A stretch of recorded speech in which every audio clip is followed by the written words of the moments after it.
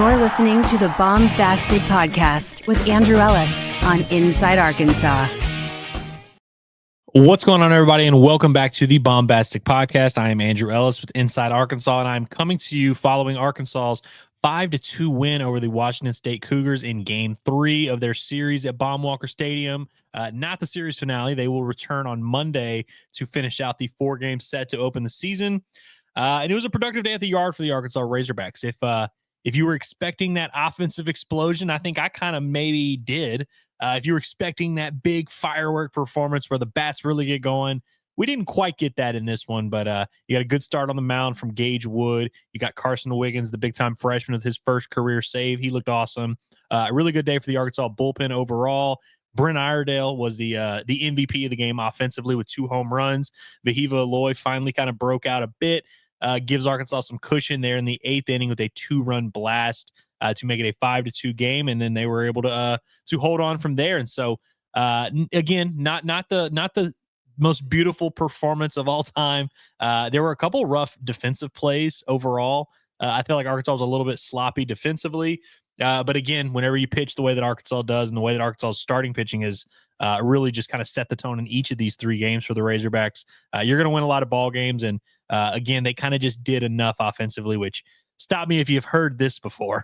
Arkansas pitching really well, offense kind of just doing enough to win. We've seen this formula play out a few times. So let's take a look at the box score real quick. We'll just jump right into it.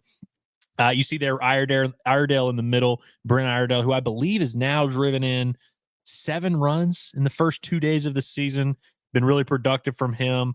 I believe he also, got on base with a walk there. The freshman catcher, Zane Becker, who we've been waiting on, man. He made his collegiate debut yesterday, came in as a pinch runner for Ryder Helfrich there in, I think, the 6th or 7th inning of Game 2. Gets the start behind the plate.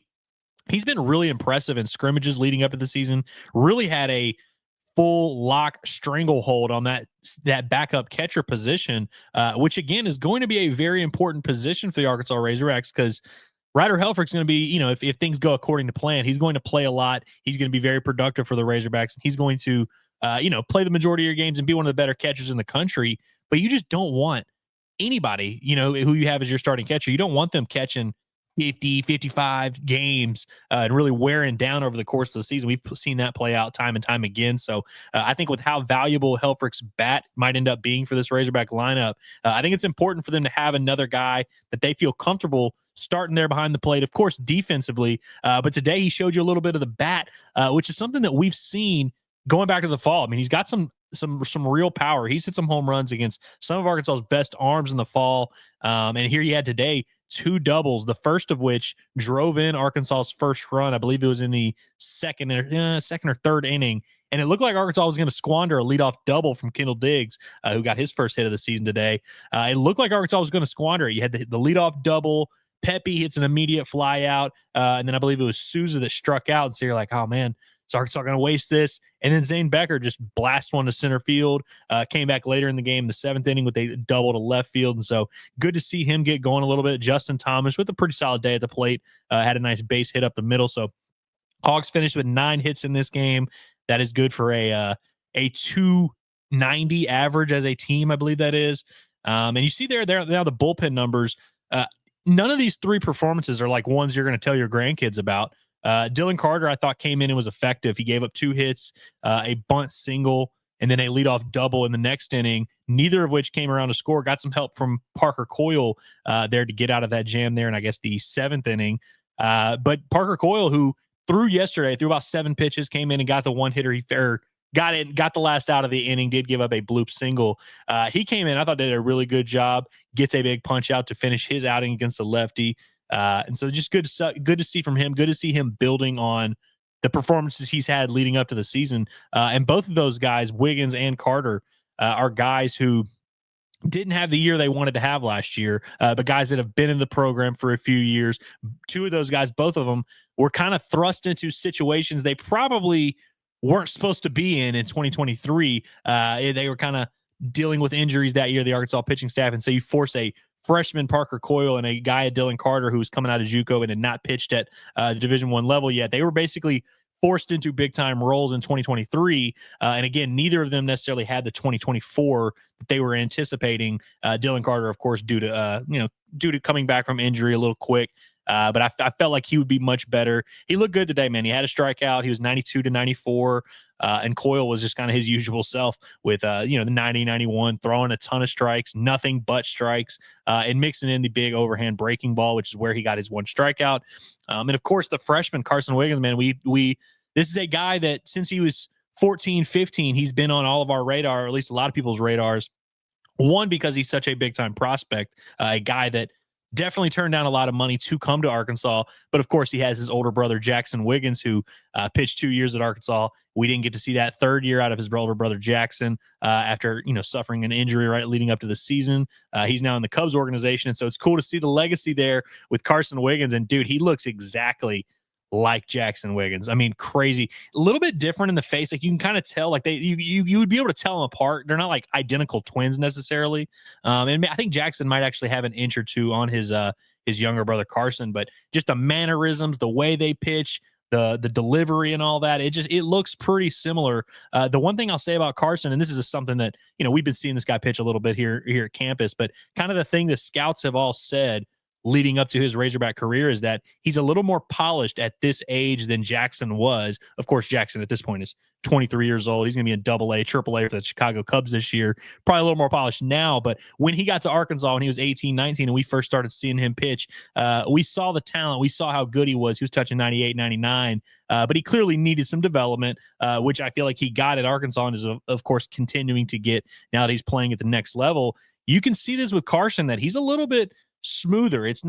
He's a big guy, but it looks like a pretty easy, comfortable delivery. Doesn't look like he's going max effort, full send with his fastball. And I thought he located his fastball really well. Probably got robbed of at least 2 strikeouts. He had a breaking ball that they didn't call for a strike. They kind of like it was up in the top of the zone. Then I think he ended up being a pop out or a ground out. And then he also had a breaking ball that was low. Also had some, I mentioned the rough defense for Arkansas, had a pop-up behind home plate that Helfrich and Iredale neither one could kind of figure out or pinpoint. It was a little bit of a yucky day at the yard. Probably not easy to catch those fly balls right behind the plate. Then he ends up giving up a double, so he kind of had to face some adversity a little bit. Got in some 2-3 ball counts, but I thought he did a good job locating his fastball. Didn't really throw it over the plate a ton. Got a swing and miss on his slider at one point, mixed in a couple other ones that I thought could have been called strikes, one that was at the top of the zone, one that was below the zone. But overall, you kind of see the vision with Carson Wiggins, and I think it says a lot about him and how they view him, of course, that they're putting him into what was a safe situation. I know it was a 3-run deficit, so a little bit of a cushion there, but he was up and warming up before Arkansas added those 2 runs. And so I think it's, again, like they were fully prepared to put him in the 9th inning of a 3-2 game, which again is something that we've been expecting to see, that they would kind of thrust him into this role. I think this is perfect for him and his skill set. And so I'm excited to see him continue to get experience and continue to grow up in front of our eyes. But yeah, I mean, so how about that? Carson Wiggins, the first Razorback to record a save this season. Of course, not Jackson Wiggins. Christian Fouch, of course, pitched on Friday in a high leverage situation, was the first Razorback to get a win. We still expect him to probably be the primary closer going in the next weekend. But as we know, you're going to need a few different guys to take the ball in different situations, go out there and close a game. Of course, in a situation like this where you use Christian Fouch on Friday, who's going to be in that closing situation on Saturday? We got a pretty good indication it's going to be Carson Wiggins. And so, again, excited to see his growth.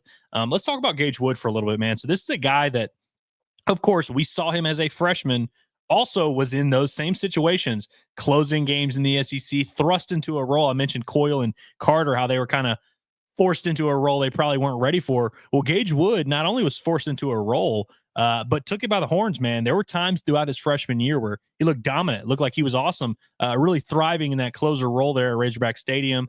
Obviously faded a bit down the stretch, as we see freshmen tend to do. That's not completely uncommon or unusual. I thought he was a lot better as a sophomore, became a much more consistent strike thrower, and we saw his role vary a little bit. He closed some games, started a few games down the stretch, but I felt like this year the improvement is a lot more stark from his freshman and sophomore year, he was definitely better, a little bit more in tune with things that he was doing.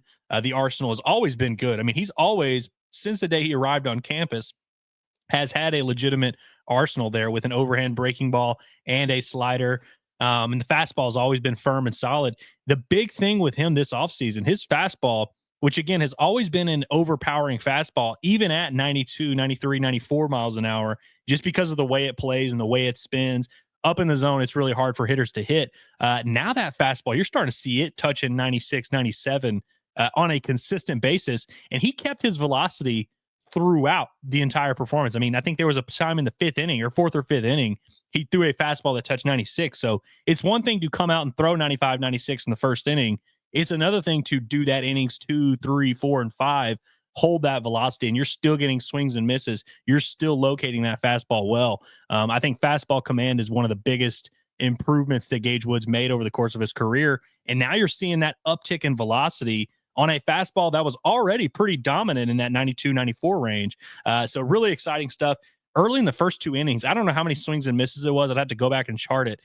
Had to be at least 6 or 7 in the first 2 innings. I mean, he was getting a ton. I mean, he was overpowering these Washington State hitters. And look, we still don't really know how good this competition is that Arkansas is facing. We'll kind of monitor that throughout the year. We didn't know much about Washington State coming into the year. So look, we may find out these guys are just complete garbage and none of this means anything. But from a stuff standpoint, definitely a lot to love with Gage Wood. And as he's kind of making this transition into being potentially a starter, I think today was a very encouraging sign. He ends up giving up 2 runs on 2 hits. I got to be honest, man. I thought he got a little bit of a raw deal there, man. Charles Davalon's a guy that we all really like, and he ended up scoring a run in the 8th inning, getting a base hit. I think he's hit safely in the first 3 games, so good to see from him at the leadoff spot there, setting the tone for the lineup. I've been impressed with his defense throughout the fall and spring in center field. He's a really good athlete, runs well. He made 2 plays back-to-back that really cost Arkansas. So Gage Wood issues a walk in, let me check this real quick. I believe this is in the 4th inning. Let's see. Yeah, in the 4th inning here, top of the 4th, Arkansas has a 1-0 lead at this point. And Gage Wood issues a walk. After that, there's a base hit to center field, and Davalon just takes a really weird route to it and tries to kind of cut it off and just whiffs on it, gets under his glove, ends up rolling all the way to the fence. They didn't rule it as an error. They just scored it as a triple, as an RBI triple. I thought that was a little bit tough and unfair, one, for Gage Wood, because you give up a base hit. Okay, you're first and second, 1 out. We can live with this. We can work and figure out what we're going to do. That ball gets all the way to the fence. All of a sudden, that's a run. And now you've also got a runner at third with 1 out. And then the next ball that was hit was in that shallow left center area. Justin Thomas ends up covering a ton of ground and diving full-on extension and making the catch. Vahiva Aloy was also kind of in the area, which tells you how shallow it was, where runner on third, 1 out. Maybe we have a play at the plate, maybe we don't, but it was shallow enough to where it was up in arms, and it wasn't hit well at all. Davalon was kind of there, got a late jump. He was probably the furthest away from it, but I feel like as a center fielder, that's a ball you've got to command, run in. You catch that ball with your momentum carrying you to home plate, as opposed to Justin Thomas coming over from left field, who's kind of going away from home plate a little bit. I think if Davalon comes in, makes that play, makes a strong throw home, it probably holds the runner at third. And if at the very least, you've at least got a play at the plate and a chance to keep it a tie game. Those 2 plays right there, really, that was pretty much the only blemish on Gage Wood's day at all. I believe he gave up a double down the line early in his outing. But other than that, man, not much at all. And again, neither of those, like the RBI triple and then a sac fly, is not really an indicator. That's what it says in the scorebook, but it's not really an indicator of how Gage Wood was throwing. Again, he only had the 2 hits.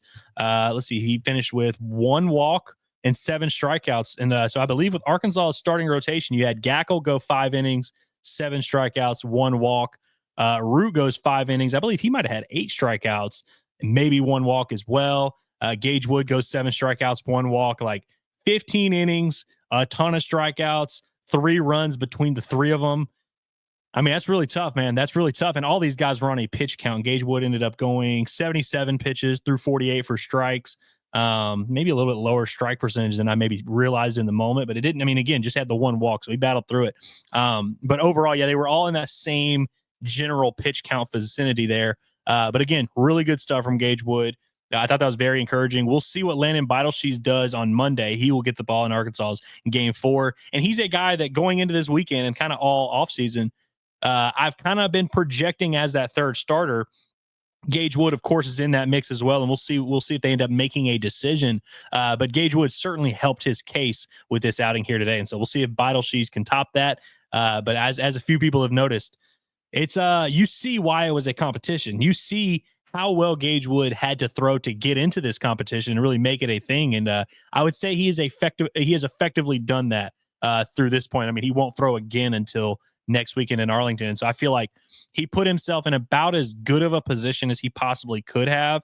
Ultimately, they may end up still going with Beidelshees and using Gage Wood out of the bullpen. And if they do, you're going to get a pissed off Gage Wood, but you're also going to get a guy who's very overqualified for his role.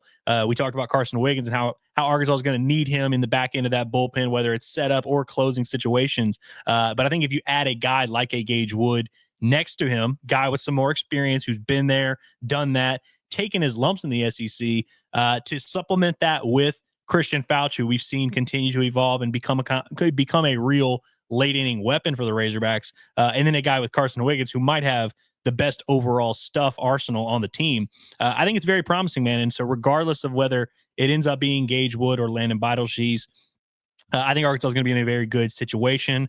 Before we get out of here, let's just talk about the lineup real quick, man. So Arkansas scores 3 runs in 10 innings in game 1. And of course, everyone was a lot of groaning, a lot of, oh man, I think they had 6 hits in that game. A lot of, oh, it's the same offense as last year, man. This sucks. Then they score 14 runs in game 2, and everybody kind of collectively took a deep breath there. I mean, myself included. I'm right there with you guys.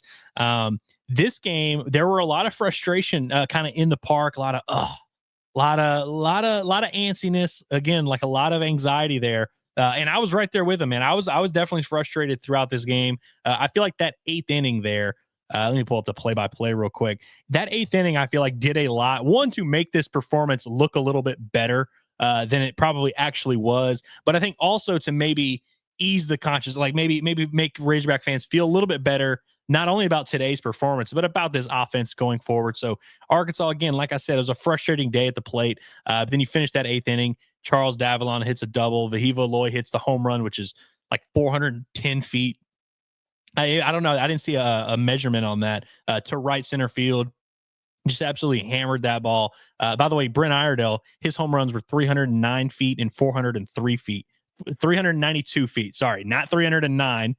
392 feet on the first home run, which was just a laser. It had a 25-degree launch angle, which, I don't know if you're a math guy, that's pretty low. That's a line drive, basically, just right out of there. 109 off the bat.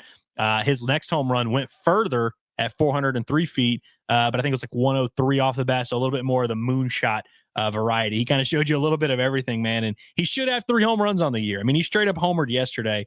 Logan Maxwell follows up that home run with a single down the left field line. Logan Maxwell, by the way, just extremely not fully healthy.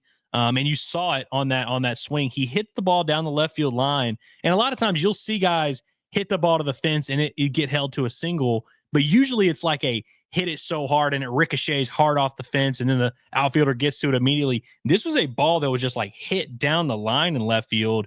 I don't know if he was limping out of the box or if he just I don't know, maybe pulled up, thought the outfielder was going to cut it off. I really don't know. But after that, he kind of motioned over to the dugout, asked for a pinch runner. And so he's a guy that was kind of banged up entering the season. We wondered how that was going to look, and he wasn't swinging the bat super well in the scrimmages. He had some good swings, man. The first inning, he hit a ball like right at the warning track in center field. Really hit it well. Had another ground out that I felt like was hit well. So he goes 1 for 4. He's 2 for 7 on the year so far. But I feel like he's swinging the bat well. I feel pretty good about his chances to give Arkansas a lot of production there in the middle of the lineup. Just got to get him healthy. Got to get him rolling because ready to go 100% because he definitely should have had 2 on that play there. But overall, I thought it was just really encouraging stuff from the Razorbacks in this one, or at least from some guys, I guess I should say. You go down the lineup, Davalon's hitting over 300. He's swinging the bat pretty well. You kind of get the vision of what he's going to be, what kind of player he is, and what he brings to the table at the leadoff spot. Vahiva Loy is now hitting 200. He's got a couple hits now. So I guess he's 2 for 10 on the year. Hasn't probably done a ton to inspire a ton of confidence, but we know kind of what he's about, what his capability is. We know he's going to be a streaky, hot, cold guy. And he took a while to get going last year, as everyone remembers. I mentioned Maxwell there. Brent Iredale has been everything he's been advertised to be and more.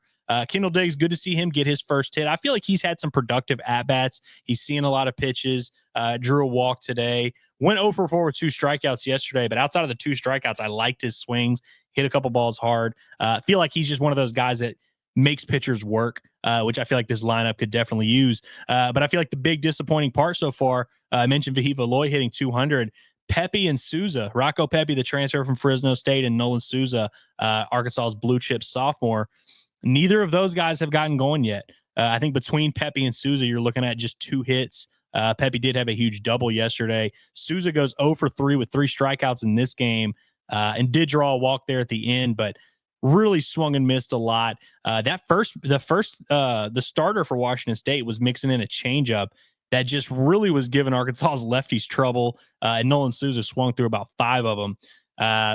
Helfrich wasn't in the lineup today, but I thought he had a good day yesterday. Him and Becca, regardless of who is there, you feel pretty good. And Justin Thomas, I feel like has been as advertised down there in the 9 spot. So again, you look at the lineup, you see the vision of what it could be. Got to get some of these guys there in the middle going, especially some of these guys like Pepe and Souza, who coming into the season had been swinging the bat really well for you leading up in these scrimmages leading up. So got to get them going. Fayetteville Fly just needs to be Fayetteville Fly. I feel pretty confident that this is going to be an improved Razorback offense, but I also understand why there are definitely some frustrations after these 2 of these first 3 games where, there's still some of those same lulls a little bit. And again, I try to tell people all offseason that if you're expecting this to be a just completely different approach and completely different style of play, that's not what you're going to be getting here from the Arkansas Razorbacks. I think Arkansas attempted just 1 steal in this game, and it was Kendall Diggs, who was thrown out by at least 9 feet. Like, he was thrown out, it was pretty comfortably. So Arkansas kind of ran themselves out of an inning there. Gabe Frazier, the freshman infielder who made his collegiate debut today, came in as a pinch runner for Becker there, and then Helfer came in, subbed in for him defensively. Frazier gets his collegiate debut as a pinch runner, gets picked off of second base. So Arkansas was officially had 2 caught stealings on the day. But I try to tell people it's not going to be like this thing where Arkansas is just wheeling and dealing and bunting and, stealing all the time, hit and run and doing all these crazy safety squeezes and all that all the time. Arkansas still needs to have these guys be hitters and be dudes and hit for power. And you saw a little bit of that today with Eloy and Iredale hitting the 2 home runs. Those are guys that, again, we talk about dudes, we talk about gorillas. Those are gorillas. You need your gorillas to be gorillas. And so good to see a glimpse of it here for Arkansas. But I feel like Monday, Arkansas is going to have to swing the bats, man. You got to rattle off 6, 7, 8 runs minimum. And then I think this fan base will feel pretty good. Washington State, man, they didn't have a ton of Division I experience left in the bullpen entering today. The guy who started for them is a JUCO transfer, but he was a very good JUCO transfer, a guy that put up really good numbers at the JUCO level. I think he was like the pitcher of the year in his conference. And so, I thought he threw the ball pretty well, and it's not like he shut Arkansas down, just kind of kept them off balance and kept them from finding a groove. But I'd imagine that Monday is going to be pretty tough for Washington State to piece together full innings of work. I mean, hell, they had a little rinky-dink lefty that came out there and threw 3 innings for them. His first 2 went pretty well. Then the last one, he gives up a couple runs there. He ended up giving up 5 hits, but they threw him 74 pitches out of the bullpen. I think that tells you sort of where they're at and how they feel about their arms that they have left. So Monday, I feel like Arkansas's got to smell blood. They've got to get out there and hit early and often.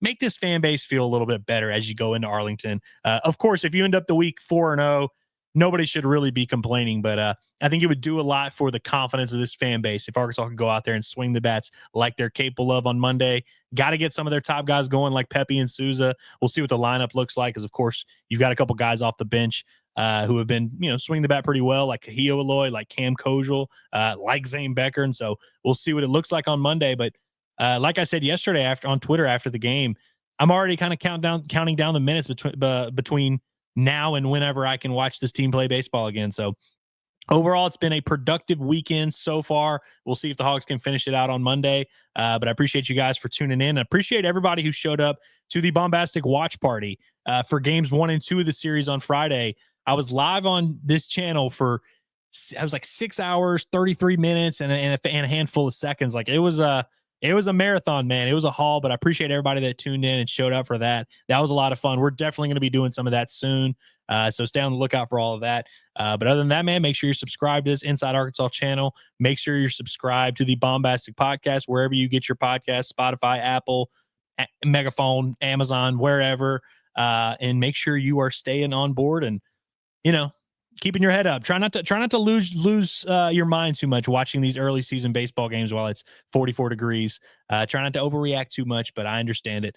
We will be back, I guess, on Monday to recap that the series finale. So enjoy the rest of you guys' weekend, and I will see you then. It's been another brilliant edition of the Baumbastic Podcast.